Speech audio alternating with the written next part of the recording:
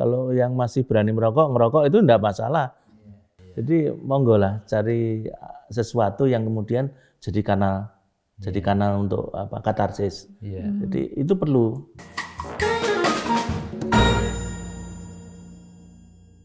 Hai Sobat UGM Channel, kembali ketemu lagi kita di diskusi lintas generasi. Kali ini bersama saya Fajar Wiyanti dan yang selalu menemani kita Profesor Sujarwadi, Bapak kita semua, mantan rektor kita yang selalu ringan hati berbagi cerita dan diskusi. Sehat selalu Prof? Alhamdulillah. Dan kali ini kita ada tamu istimewa, Romo Sindung, Dr. Sindung Cahyadi dari Direktorat Kemahasiswaan. Sehat juga? Alhamdulillah sehat. Alhamdulillah kita semuanya sehat ya. Prof. Jarwadi, ini karena ada tamu dari Direktorat Kemahasiswaan, mungkin kita banyak ngobrol tentang mahasiswa hari ini. Tapi sebelumnya mungkin saya cerita dulu Prof. Jarwadi. Tadi malam saya sempat survei nih ke adik-adik mahasiswa tentang menjadi mahasiswa itu apa sih asiknya gitu. Terus saya sempat tanya, apa sih bangganya menjadi mahasiswa gitu. Ternyata macam-macam sekali Prof. Ada yang mengatakan pakai jas alma mater itu satu yang keren gitu. Ada yang bilang karena ini di UGM terus UGM gitu loh gitu. Ada juga ini Romo yang menyatakan bahwa jadi mahasiswa itu bisa membanggakan orang tua itu juga sesuatu yang membanggakan gitu. Kemudian ini yang menarik, ada yang mengatakan bahwa satu berkah bisa jadi mahasiswa gitu, luar biasa. Nah, kok saya pengen dapat cerita ya dari Prof. Jarwadi dan Romo Sindung. Kan pernah jadi mahasiswa ya, Prof? Iya, betul, boleh betul. diceritakan mungkin dari generasinya Prof. Jarwadi? Kalau saya dulu, zaman dulu itu teman-teman SMA saya satu kelas itu kepengen jadi mahasiswa oleh karena supaya nanti kalau bekerja itu ya mendapat penghasilan yang meringankan beban orang tua, karena orang tua zaman dulu itu ya pada zamannya umumnya secara ekonomi itu tidak bagus. Awalnya begitu, namun sudah menjadi mahasiswa ternyata kenalannya itu lulusan SMA dari mana-mana, terjadi ini proses berbagi pengalaman, berbagi cita-cita, ya lalu cita-citanya juga berkembang, orientasinya juga berkembang. Jadi ternyata cita-cita dan kebanggaan itu ya sesuatu yang tumbuh juga. Bukan sebuah destinasi pada suatu keinginan, karena memang usia segitu itu tahunnya saya itu memang usia mencari jati diri. Usia mahasiswa, jadi sesudah nanti lulus mereka juga akan menemukan banyak hal yang sesuai dengan cita-cita baru dan keinginan. Oke. Bangga menjadi mahasiswa itu juga bagian mencari jati diri ya, Prof. Betul. Kalau Romo Sindung gimana ceritanya? Pernah jadi mahasiswa juga kan, Romo? Saya kan orang desa. Sama. Timur lereng Lawu. Timur lereng Lawu, Pak. Di daerah Magetan. Sehingga ketika saya diterima kuliah di UGM, itu bahasa kami, saya itu sekolah adoh. Sekolah adoh, karena memang ketika itu kalau mau ke Jogja itu ganti bis minimal itu 2 kali. Merantau ya? Iya, jadi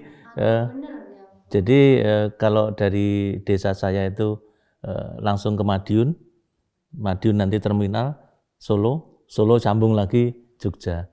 Dulu bis jarak jauh itu ada tapi sangat jarang. Jamnya kalau malam ada memang. Sehingga yang pertama ya sekolah adoh, dan kebetulan kalau di SMA kami itu rata-rata itu sekolahnya ke timur, ke Surabaya, ke Malang. Tapi yang kuliah di UGM ada beberapa, dan termasuk kalau di kelas saya itu saya dan ketua kelas kedokteran, diterima di kedokteran. Jadi ya tentu kebanggaan ya bagi orang pelosok desa seperti saya itu bisa kuliah di kota yang masih punya keraton, Yogyakarta. Jogja, kota yang masih punya. Kita kan termasuk daerah Mataraman, jadi ya kayak kembali ke sumbernya dalam tanda petik. ke Kutonegoro ya. Kutonegoro, Nah, leres. betul. Jadi Ke Jogja itu ke Kutonegoro. tapi baru merasakan benar-benar menjadi mahasiswa UGM itu ketika ikut hoki dan bertanding dengan universitas perguruan tinggi lain. Itu baru benar-benar terasa UGM. Ini rasanya benar-benar mahasiswa, bukan malah kegiatan akademik ya Romo. Bukan. Setelah ikut hoki. Oke. Ya, berarti saya boleh toh gantian tanya. Boleh Prof. Kalau Mbak Fajar gimana? Kalau saya dulu Prof ketika diterima mahasiswa, saya masih zaman pengumumannya pakai koran itu loh Prof. Nah, itu korannya langsung saya clipping. Prof, saking senangnya keterima karena saya juga sama seperti cerita Romo Sindung tadi dari desa, saya dari Purworejo. Begitu membaca pengumuman di koran KR waktu itu, saya lipet terus saya simpan. Rasanya masih ada kok sekarang. Iya, bagus lah. Seneng lah intinya gitu. Oh ya, bangga sekali lah jadi mahasiswa. Sama seperti tadi yang mahasiswa saya survei tadi, pakai jas alma mater itu sesuatu sekali. Tapi kalau Romo tadi setelah ikut kegiatan baru terasa jadi mahasiswa ya. Kalau waktu Prof Jarwadi dulu kegiatan mahasiswa itu ngapain aja tuh Prof? Itu tergantung kondisinya masing-masing. Karena kalau saya kan sambil mencari pencaharian dulu. Sambil jualan ya, itu ya makanan kecil seperti itu. Namun saat itu belajar itu tidak seperti sekarang. Relatif ada beberapa mata kuliah itu yang lulus itu sedikit gitu. Yang lulus sedikit. Iya, mata kuliah yang ujian angker. banyak, yang lulus sedikit. Lalu kita dengan kawan-kawan itu lalu ngumpul yang seide, lalu membuat kelompok-kelompok mengadakan tentir. Mentoring begitu? Ya, itu seseorang bisanya apa, suka apa, itu ngajari kawannya untuk itu. Lalu kawan lain bisanya apa, itu ngajari untuk itu. Ya, merasa yang baik matematika, ya dia menjelaskan kawannya matematika. Yang baik fisika, juga fisika. Jadi itu ternyata itu membentuk semacam kerjasama yang bagus. Jadi kalau di SMA kan boleh dikatakan tuh seluruhnya itu individu gitu loh, masing-masing datang ke kelas, ulang, nanti berangkat lagi ya. PR dikerjakan sendiri-sendiri lah. Saat itu mulai belajar bersama. Itu sesudah saya mahasiswa itu ada seperti itu. Ada dua yang menarik ini dari Prof Jarwadi. Mahasiswa ternyata sambil jualan. Terus yang kedua ada tentoring begitu ya, karena lulusnya susah gitu. Kalau di zamannya Romo Sindung gimana Romo? Sama, di setiap prodi, di setiap fakultas selalu ada mata kuliah yang angker. Jadi misalnya kalau di zaman saya, mata kuliah yang sekarang saya pegang, metafisika, ontologi, itu dulu seingat saya satu kelas tuh yang dapat C cuma 2. Yang lainnya? D dan E. Dan kalau kita mata kuliah itu dapat C, itu di hati, di pikiran itu udah A. Jadi memang ada. Kemudian saya ketika diminta juga ngajar di kedokteran, itu anatomi itu langganan itu. Langganan. Nilainya kalau bagi anak sekarang itu wah mesti bisa putus asa. Tapi kalau dulu ya memang zamannya seperti itu. IPS 1 saya hanya 3,01 loh. Aduh Romo, serius Romo ini. Iya. Zamannya memang seperti itu. Angkatan saya IP tertinggi itu 3,25. Itu pun karena dia mengulang beberapa mata kuliah yang kalau saya enggak mengulang. Ini jadi, menarik Romo, IP. Nah, IP Romo malah dibuka tadi ya, gitu. IP itu kalau ini juga ada di survei saya Prof Jarwadi gitu kan. IP itu sesuatu yang penting banget sepertinya untuk mahasiswa, dan sekarang rasanya susah mencari IP jelek itu Romo, karena mungkin anak sekarang ini ya lebih perjuangannya lebih apa namanya ya, keinginan berprestasinya tuh luar biasa kalau saya lihat. IP-nya tinggi-tinggi, tapi di satu sisi juga ini Prof Jarwadi dan Romo Sindung ketika akhir semester nilai diumumkan, terus ada yang IP-nya jelek, itu rasanya dunia tuh runtuh gitu. Jadi aduh, ini juga satu hal bisa dilihat bagus dan tidak ya Romo ya, kalau misalnya merasa IP jelek itu terus sesuatu yang apa ya? Ini nggak boleh kayak gini. Itu tuh gimana ya Prof ya? Kok beda sekali dengan zaman dulu? Kalau zaman saya itu mungkin saya perlu beritahukan dulu. Baik. Pengumuman ujian itu tidak ada yang dapat C, B, D itu pokoknya hanya L itu lulus, U itu ulang, Beda lalu kalau generasi. lainnya yang nggak ada namanya. Oh, generasi itu ya Prof sudah Jarwadi. ya beda generasi.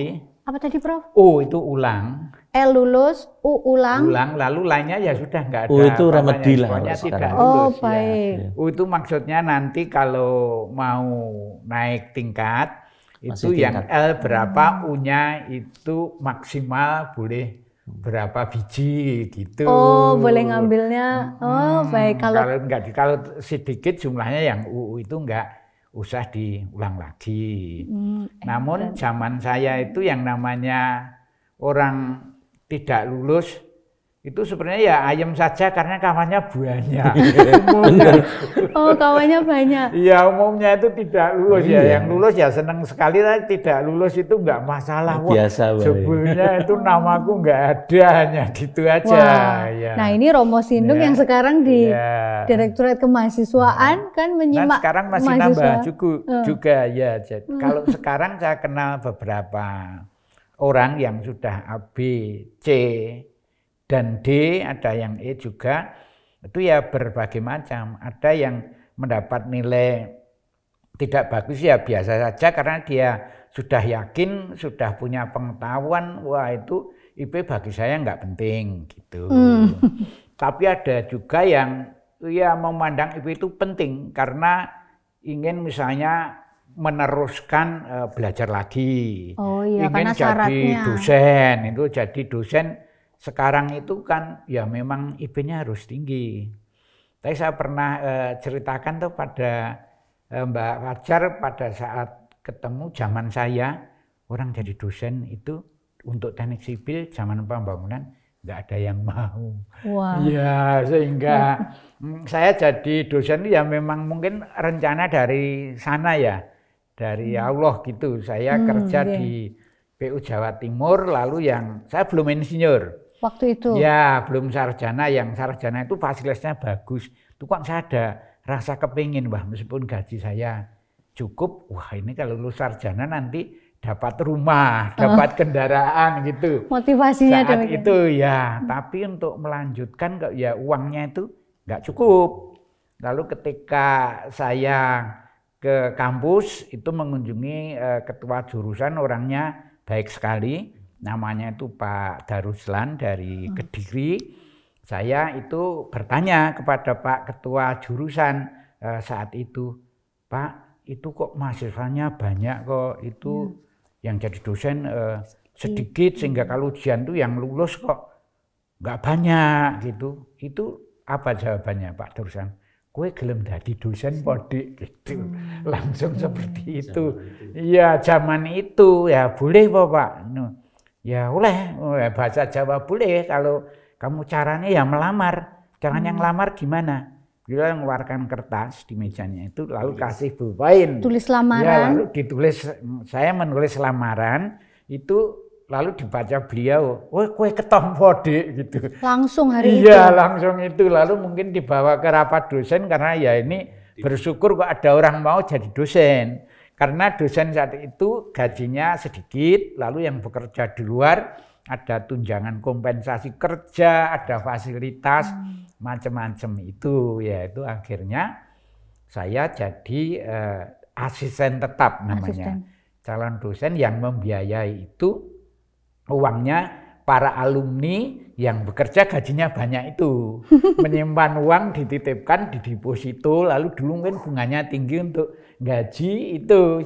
Ya, ada dukungan alumni. Iya, anak-anak yang istilahnya itu mau itu menjadi dosen. Ya itulah mulai akhirnya membaik dari inisiatif zamannya Pak Daruslan, dosennya tambah sampai sekarang jadi dosen itu malah ngelamar dan Persaingannya ketat. persaingannya itu sangat ketat. Sekarang kalau dulu tidak. Jadi setiap zaman itu ada apa ya istilahnya sistemnya masing-masing, ada Baik. keberuntungannya masing-masing. Mungkin itu juga yang menjadikan adik-adik kita mahasiswa di zaman sekarang karena persaingan tinggi, semua ingin berprestasi gitu mungkin ya Romo, atau gimana ini yang setiap sehari-harinya menghadapi mahasiswa nih Romo Sindung? Kalau yang saya cermati di TNI, itu kan memang ada fase dosen-dosen UGM itu nilainya mahal.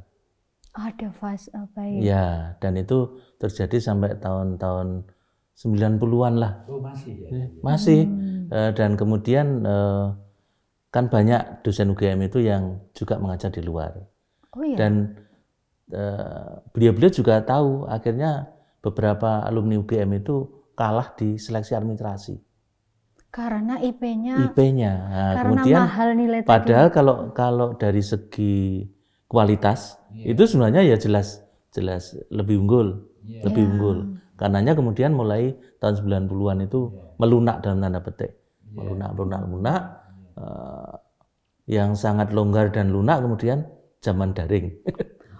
Zaman daring itu kita juga agak sulit juga kalau mau mengukur secara objektif karena ya memang situasinya. Jadi ya sudah. Jadi kalau sekarang misalnya wisuda itu hampir separuh cum laude, itu dibaca memang zamannya sudah berubah. Tapi kalau demikian terus apa arti IP ya? Kalau tadi kan di Prof. Jarwadi dulu lulus tidak lulus, tapi lulusnya tuh juga sulit gitu. Kemudian ada fase yang seperti cerita Romo Sindung. Nah sekarang tuh ada fase mahasiswa tuh sedemikian takut kalau IP-nya jelek. Saya gitu. nambah ini. Monggo, Saya tambahnya begini. Jadi saya ketika jadi dekan Fakultas Teknik itu kan tahun 2000. Itu kan sering ada sesudah wisuda itu rekrutmen dari perusahaan-perusahaan. Yaitu syarat untuk bisa ikut diwawancara itu minimal saat itu yang masih agak maga 2,75. Tapi lalu saya nego loh, kalau di sini itu yang 2,75 ya nggak banyak, di bawah itu sebenarnya anak-anaknya itu pinter gitu. Saya bilang gitu. Ya akhirnya nego-nego dia setuju. Ya, kita cerita banyak 2,3. Ya khusus Fakultas Teknik. Ternyata yang diterima ya banyak. Dan akhirnya sesudah itu di perusahaan itu banyak yang berhasil. Banyak yang sukses juga. Dan saya nambah itu, tapi saya ya tidak usah menyebut nama, nanti tidak melukai yang bersangkutan. Oh iya, apa itu Prof? Saat ini tuh ada lulusan Fakultas Teknik itu yang sedang menjadi staf khusus menteri. Itu IP-nya itu wah pokoknya sangat rendah, tapi prestasinya bagus, pinter nulis buku ya bisa macam-macam lah. Itu ternyata itu seperti itu, tapi ya saya nggak usah menyampaikan lulusan namanya. Fakultas Teknik. Iya, lulusan Fakultas Teknik. Dan saya baca video itu ada yang itu mengaku sendiri memang dosen ISIPOL dulu IP-nya nggak bagus, prestasinya S2, S3-nya itu bagus dan sekarang menjadi tokoh. Ini bikin kepo kalau bahasa anak sekarang, Bro. Siapa ya dari Fakultas Teknik dan ISIPOL yang diceritakan Prof. Jarwadi? Ya, mungkin tahu nggak, Mbak? Sepertinya kalau menduga-duga saya tahu yang dari Visipol, Prof. Tapi yang Fakultas Teknik nanti saya japri Prof. Jarwadi aja. Nggak boleh di sini kan ya. Seru juga. Jadi ada pengalaman bahwa ketika IP mungkin tidak bisa tinggi, ternyata juga bisa sukses dengan caranya masing-masing. Nah ini mungkin menarik Romo Sindung untuk mahasiswa kita. Sebenarnya apa sih arti IP ini? Saya pengen dengar dari Direktorat Kemahasiswaan ini. Kalau arti IP tentu signifikan tetap. Cuma bukan segala-galanya. Karena untuk mengarungi dunia kehidupan yang semakin kompleks, itu diperlukan kompetensi-kompetensi yang itu tidak hanya intelektual, termasuk kepekaan sosial, daya tanggap, kemudian juga kecepatan dan kejernihan analisis.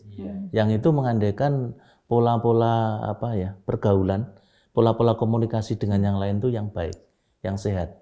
Makanya sebenarnya ya kalau kemudian masih ada mahasiswa yang memburu IP, katakanlah harus bulat 4 misalnya.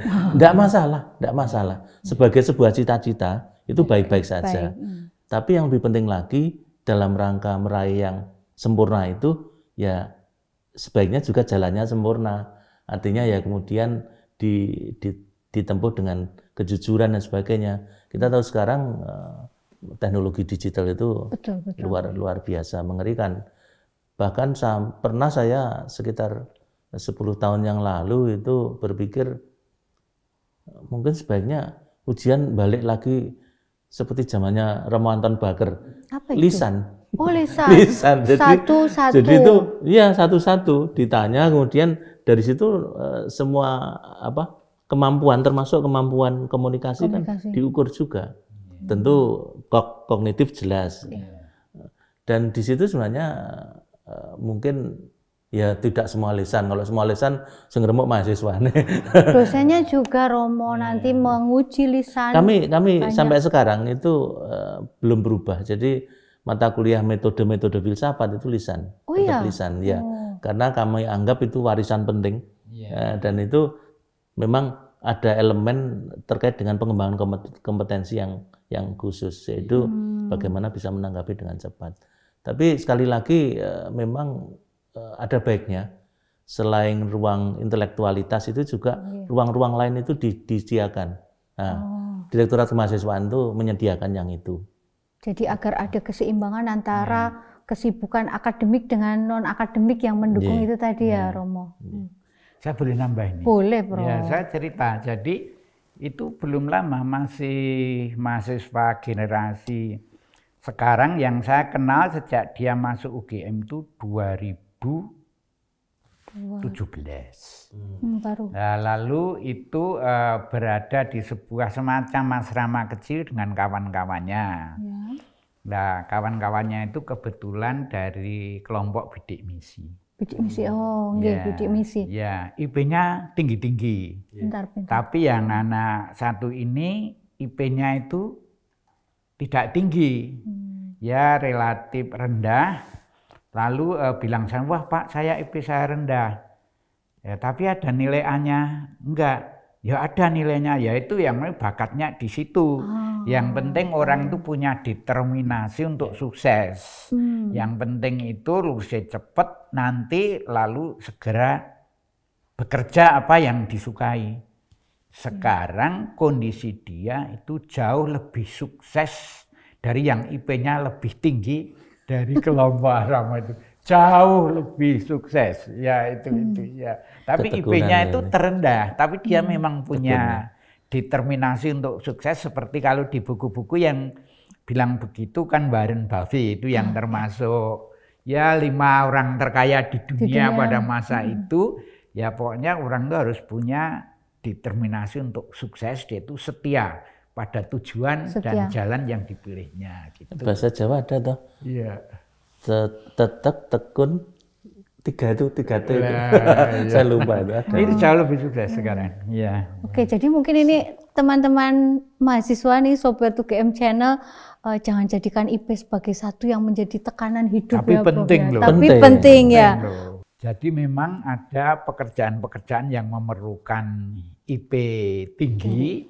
Ya, misalnya untuk menjadi dosen, untuk menjadi tokoh di suatu lembaga penelitian, itu mungkin baru tes awal saja memang diminta IP-nya tinggi.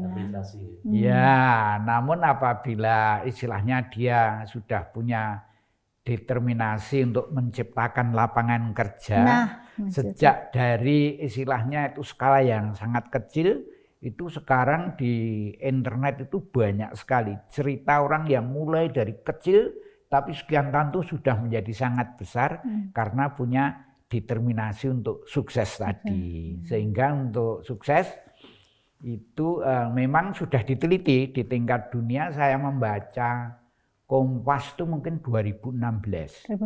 Ya, itu yang meneliti namanya J. Stanley.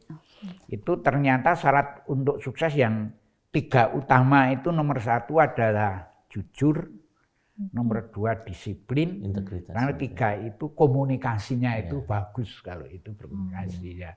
Itu yang Jujur, 3 dari jujur, disiplin, disiplin, komunikasi yang bagus. ya. IP nomor 7 nggih. IP nomor 20 sekian. Wah, ternyata 3 yang pertama jujur, tadi yang kedua Iya, apa Prof? Disiplin dan komunikasinya bagus. Iya. Ini bisa dilatih di mana ya Romo Sindung? Dilatihnya jelas di seluruh aspek kehidupan kampus. Bahkan yang paling sederhana saja, ketika mengerjakan tugas, itu sebenarnya diuji, integritas kita diuji. Kita jujur tidak. Iya.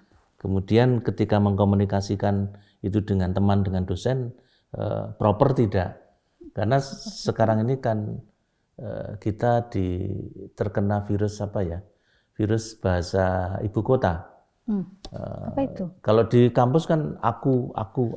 Ya, itu kan sebenarnya bukan bahasa akademik dalam tanda petik. Makanya ya sejak di hal sederhana pun sebenarnya integritas itu diukur. Lebih lagi nanti kalau kemudian namanya mencuri, itu tidak ada kecil, tidak ada besar. Mencuri ya mencuri. Nah, padahal integritas akademik itu pilarnya lemah sekali, yaitu kejujuran itu tadi. Jadi kalau memakai pendapat orang lain ya tunjuk referensinya, ya, seperti itu. Makanya mengapa kok kemudian di PPSMB dan sebagainya ada materi perang terhadap plagiarisme, karena itu. Karena kalau kemudian kita jadi penjiplak, ya sudah runtuh, pilar akademik itu runtuh. Sekalipun katakanlah seperti peraih Nobel biologi double helix, itu ternyata kan penemunya kan biolog ahli kimia organik yang sudah meninggal lebih dulu. Ternyata itu jiplakan. Tapi seterkenal apapun, sebangga apapun, sebenarnya kan ketika dibangun di atas ketidakjujuran kan sebenarnya sangat rentan runtuh. Makanya ya tidak mudah juga bagi universitas sebenarnya bagaimana membangun integritas kejujuran di lingkungan akademik. Oke. Kalau ini Romo, kegiatan-kegiatan mahasiswa yang non akademik ini seberapa jauh ya mendukung mahasiswa untuk melatih 3 tadi, jujur, disiplin, dan saya lupa lagi berkomunikasi dengan baik gitu. Nah, mungkin di kegiatan akademik tadi itu kita perang terhadap plagiarisme gitu. Nah, saya kok jadi pengen cerita kalau yang kegiatan non akademik gitu, karena ini ada catatan saya di hasil survei juga ini Romo. Ada yang mengatakan sekarang itu beban kuliah, beban masa studi pendek, sehingga beban laporan praktikum banyak itu, sehingga gak sempet ikut kegiatan-kegiatan selain itu. Nah, ini rasanya Romo Sindung ini yang bisa cerita ini gimana Romo? Memang kalau diukur dari kurikuler dan ekstrakurikuler, memang kalau tujuan ekstrakurikuler kan memang melengkapi kompetensi yang memang tidak terbangun dan tidak diberi ruang agak lebar di yang kurikuler. Nah, kalau misalnya sebut aja UKM apalah, itu nanti 3-3-nya dibangun kok. Kejujuran jelas. Kalau yang olahraga itu sportivitas. Jadi tapi ya kita tahu sendirilah kalau sudah lelah itu kadang ya nganggo jegal barang gitu. Usil-usil kayak gitu. Tapi yang pokok kan nilai yang ditanamkan sportivitas. Kemudian komunikasi jelas. Juga tadi yang satunya disiplin jelas. Kalau latihan dan sebagainya, karena begini, ada gium di kegiatan UKM, baik olahraga maupun seni, namanya bakat itu kalah dengan latihan. Bakat kalah dengan latihan. Jadi katakanlah orang yang tidak punya bakat menyanyi, katakanlah, ketika dia sungguh-sungguh intensif berlatih vokal, dijamin nanti dia akan jadi. Ada contoh penyanyi yang terkenal, bahkan puncaknya dia disebut sebagai salah satu diva. Saya kebetulan mengikuti dan telinga saya kebetulan juga agak sensitif dengan pitch control. Dengan pitch control. Saya ikuti dia sejak dulu pacaran dengan pemusik jazz, kemudian itu masih berkelok-kelok suaranya, tapi kemudian ketika dia bergabung dengan kelompok lain yang memang olah vokal bagus, itu mulailah dia terbentuk dan puncaknya dia salah satu diva sekarang.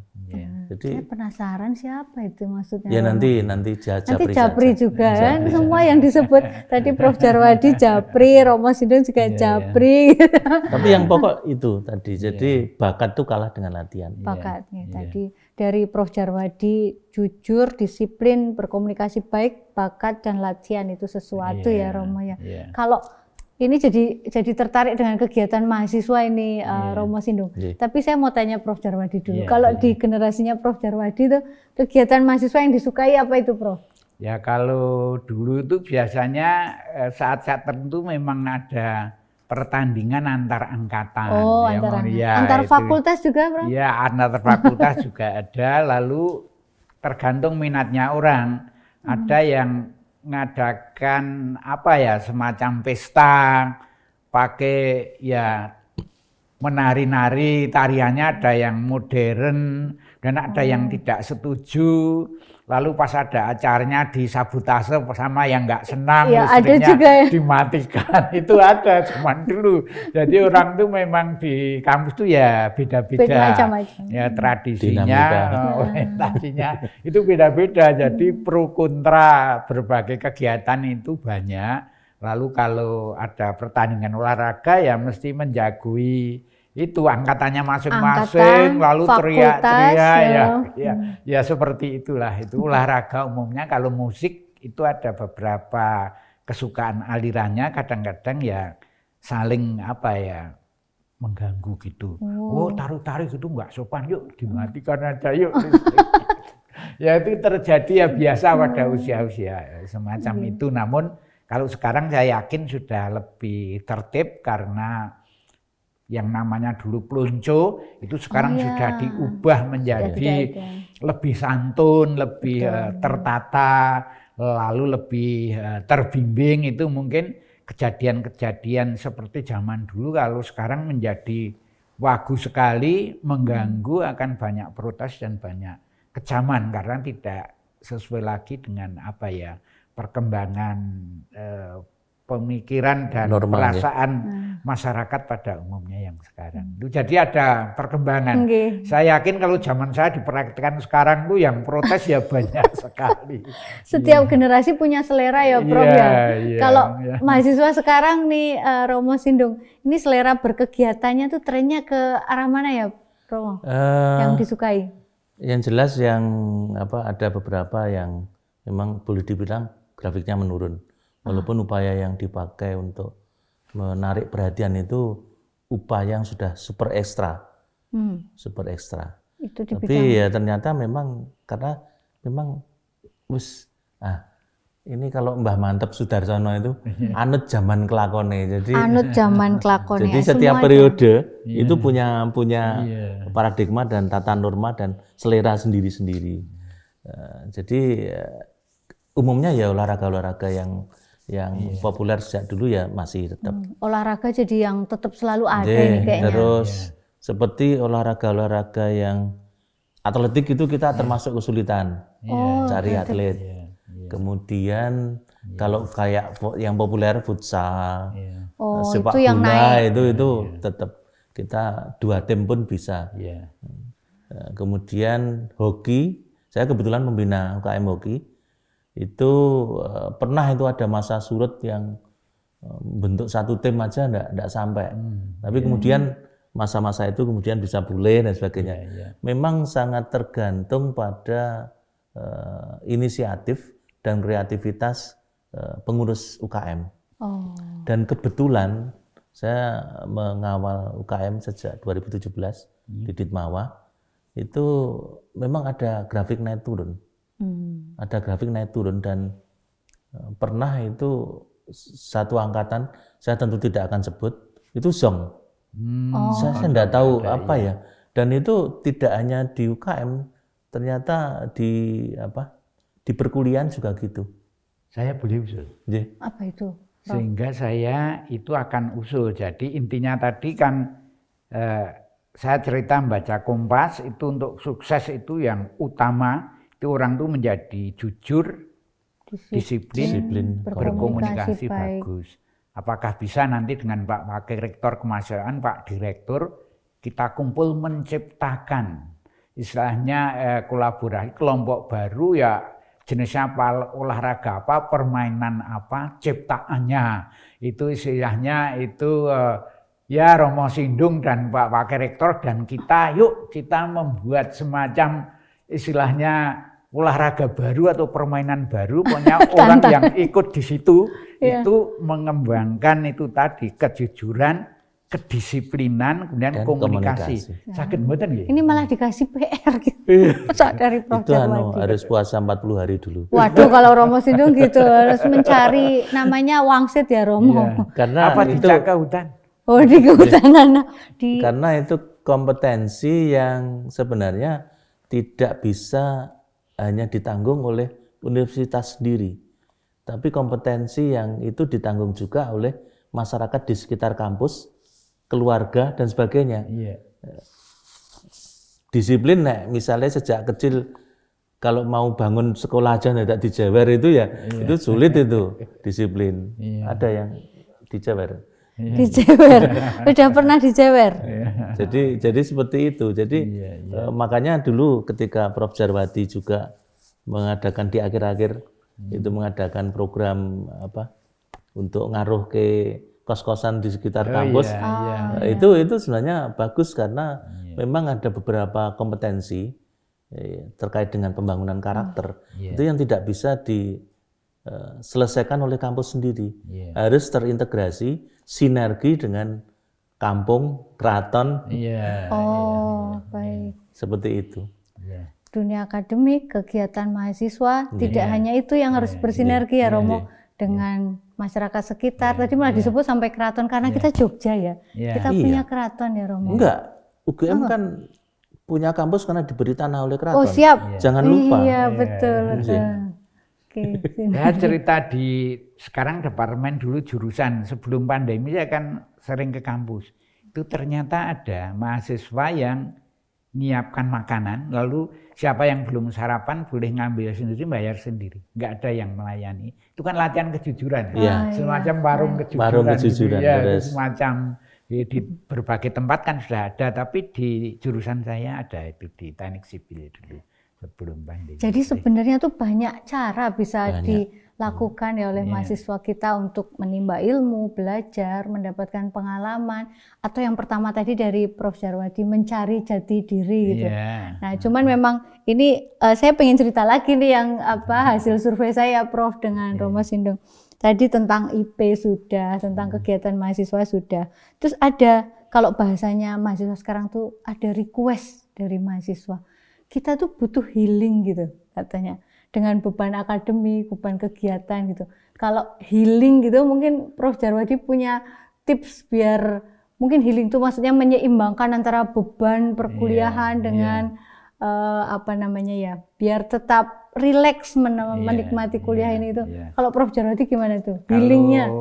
Itu mungkin caranya banyak sekali, tapi yang saya lakukan itu saya kembali ke teman-teman bidik misi yang saya minta izin Pak Dekan dulu supaya tinggal di suatu tempat tertentu ya saya ajari istilahnya orang itu kalau terus istilahnya membaca, memikir itu kan ya berat.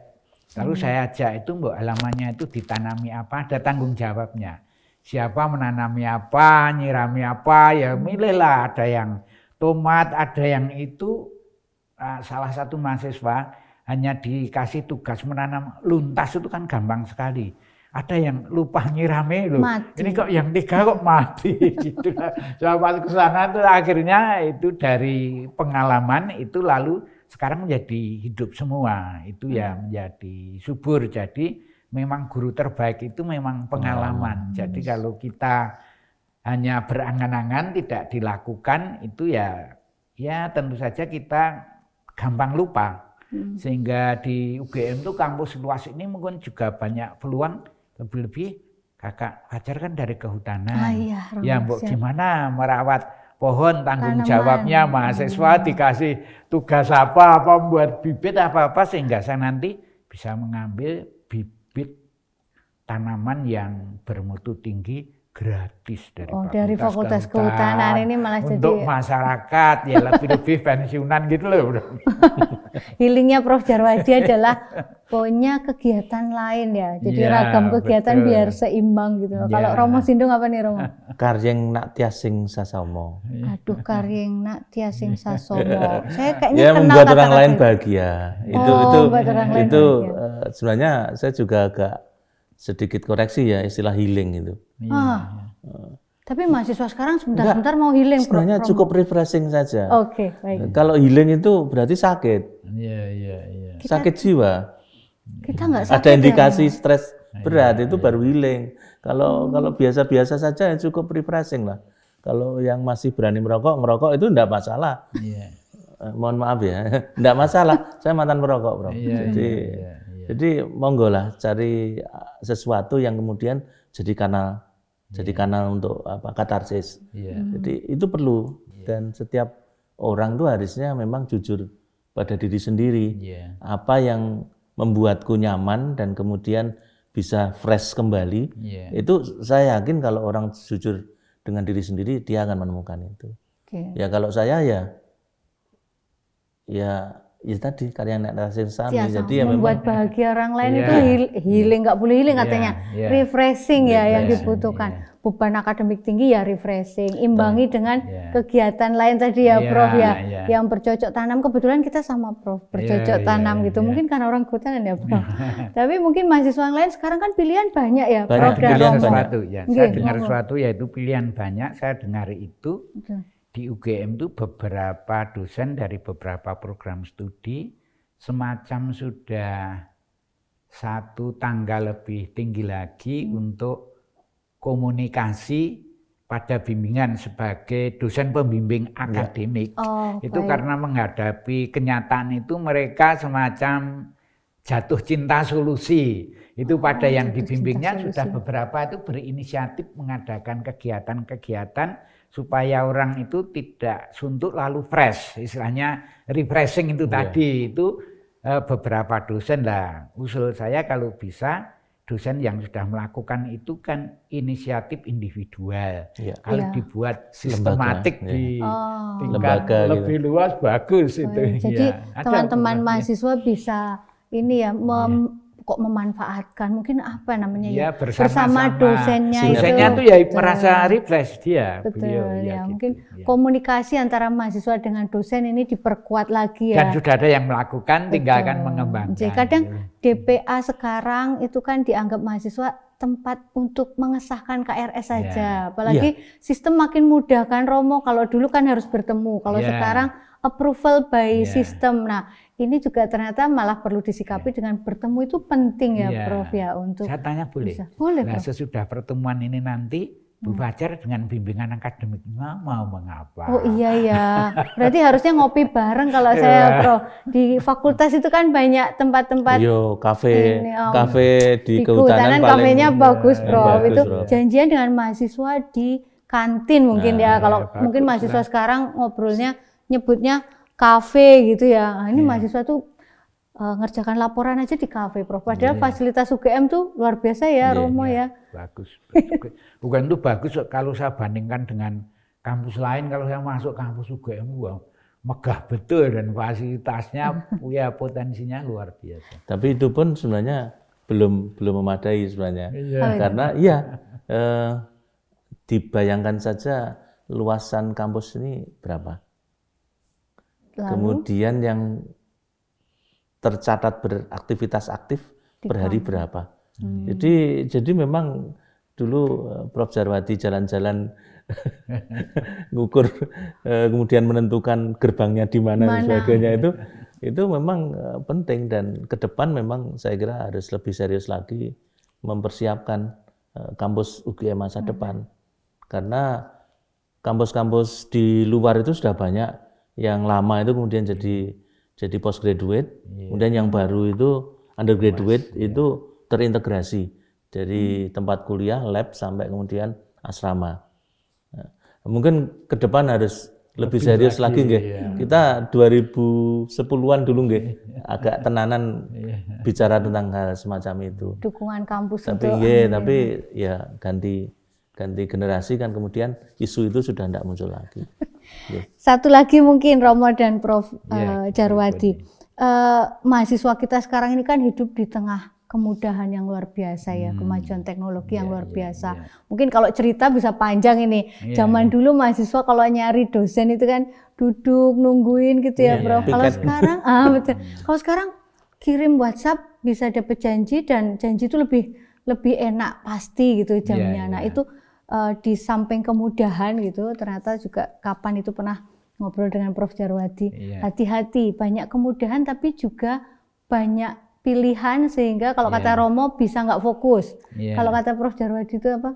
Lebih kompleks lebih kompleks, lebih banyak pilihan sehingga saya kan usul kalau bisa itu lalu dibuat komunikasi kan harus baik itu tadi, lebih efektif, lebih efisien. Kalau dosen tuh berani menentukan office hours saya dengan mahasiswa itu hanya hari Senin jam sekian sampai sekian, hari Kamis jam sekian sampai sekian tuh jadi mereka kan tahu karena dosen sudah mengumumkan sekarang WA itu pasti itu nanti pasti dibuka kalau makin enggak kan istilahnya itu bisa menduga-duga itu ya juga. Jadi selain teknologi makin mudah, komunikasi dosen mahasiswa sebenarnya makin baik juga ya. Dibuat lebih sistematik lah. Jadi kalau gitu sekarang tantangannya apa, Prof? Ya tantangannya itu kesepakatan membuat jam-jam misalnya pembimbing akademik atau pembimbing skripsi atau disertasi punya semacam office hours untuk mahasiswa itu.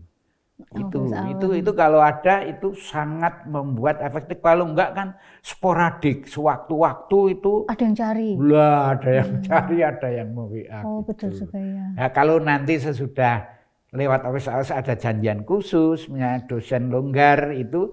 Nah kalau saya punya alternatif yang spesifik, hari ini jam sekian cocok enggak kan gitu dosennya. Cocok Pak gitu. Cocok. Ini juga bagian dari membangun komunikasi belajar komunikasi ya. Komunikasi yang bagus. Kalau Romo Sindung gimana ini kalau dengan kemudahan? Ya idealnya memang kalau terkait dengan itu ya tidak lagi menabuhkan pola-pola komunikasi.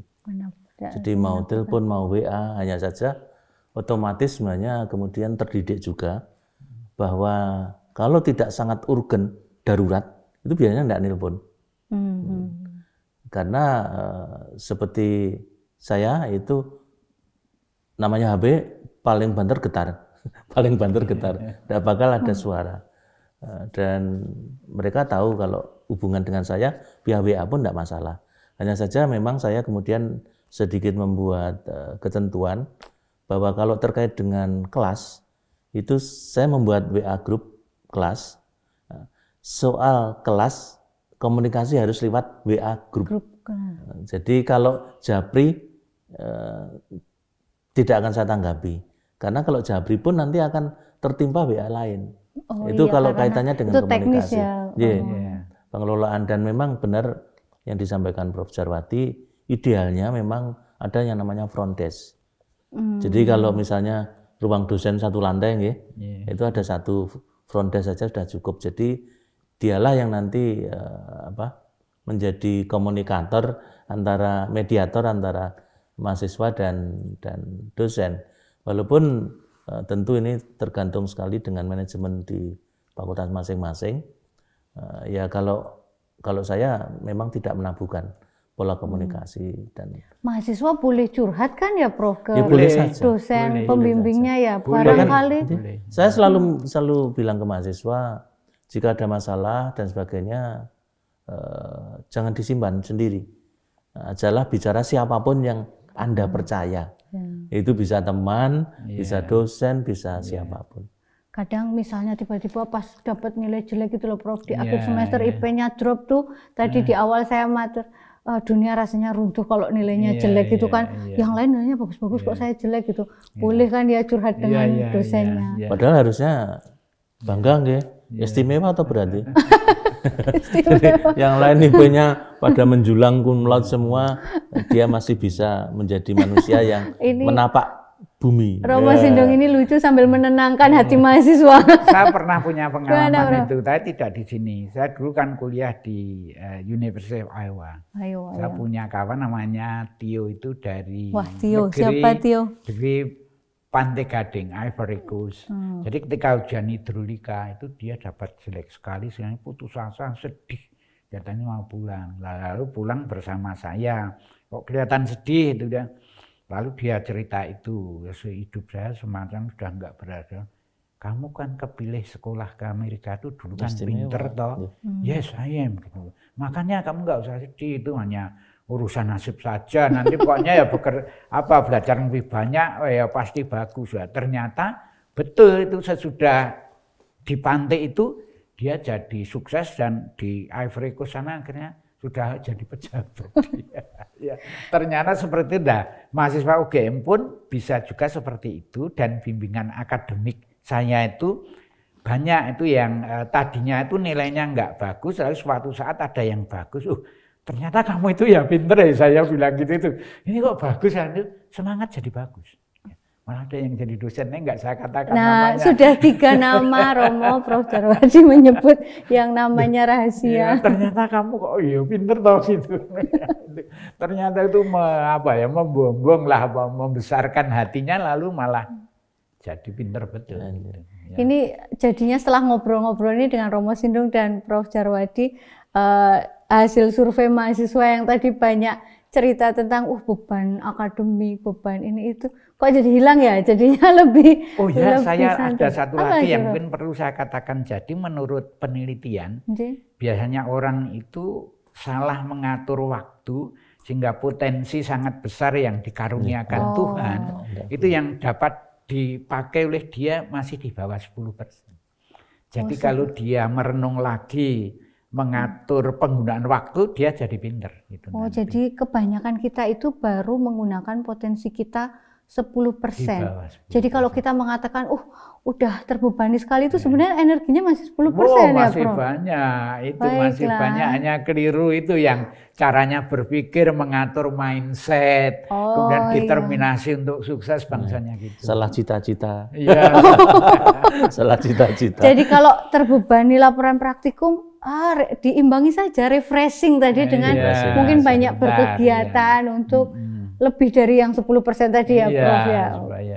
Prof, mungkin ini sudah di penghujung waktu ngobrol ini, Prof. Nanti bisa disambung di waktu berikutnya. Kayaknya kalau masih banyak yang rasanya yang mau diobrolkan nih. Tapi terakhir Romo Sindong dan Prof. Jarwadi, karena ini kita tadi bicara tentang mahasiswa dan kesibukannya, mungkin bolehlah 1 atau 2 pesan untuk mahasiswa kita agar selain tadi menikmati kebanggaannya sebagai mahasiswa, juga bisa melakukan tugasnya dengan tetap bahagia, Prof. Romo Sindong dulu. Romo Sindong dulu. Silakan, Romo. Yang penting pertama tentu menjadi diri sendiri. Nikmati apa yang ada, kayak judul lagu ya. Nikmati apa yang ada. Nikmati apa yang ada dan jangan ukur diri sendiri dengan sepatu orang lain. Misalnya kalau itu pepatah Cina seperti itu. Kalau kita ukur baju sendiri dan sebagainya. Itu artinya apa toh? Kita sebenarnya harus bisa dan jujur mengenali kapasitas kita. Dan dengan begitu kita bisa menentukan langkah kita itu seperti apa. Sehingga ya kalau kita kemudian sudah mengenali diri kita, nikmat saja kok apapun itu. Karena kita tidak membandingkan dengan sesuatu yang itu di luar kapasitas kita. Jadi itu saja, santai saja. Ya kalau pesan saya karena umumnya orang itu baru menggunakan di bawah 10% potensi yang dikaruniakan oleh Tuhan. Kita percaya Tuhan itu maha adil. Maka jangan membuang energi untuk hal yang tidak perlu. Misalnya mau mikirkan IP-nya kok rendah, lalu ke sana mikir sampai 3-4 jam, besok mikir lagi, sudah itu dilupakan, lalu langsung belajar saja. Memanage waktu lagi itu yang sebaik-baiknya begitu, karena kita memang percaya Tuhan itu maha adil, membagi potensi ke manusia itu ya sangat adil. Sama ya kalau kita tidak bisa itu menggunakan potensi karena kita keliru itu memikir sesuatu yang enggak bermanfaat tapi berkepanjangan. Yang nggak bermanfaat tapi berkepanjangan. Iya, itu aja. Baik, terima kasih Prof. Djarwadi dan Romo Sindung. Sobat UGM Channel, kita belajar banyak ya dari beliau berdua. Ternyata kita ini masih bisa melakukan banyak hal ya Prof. dan Romo Sindung. Sobat UGM Channel, ketemu lagi nanti ya kita di diskusi lintas generasi berikutnya. Tapi untuk hari ini ada yang kita catat Prof. Djarwadi dan Romo Sindung.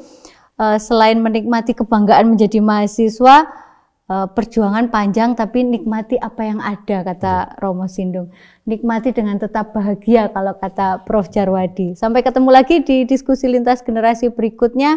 Salam UGM Channel.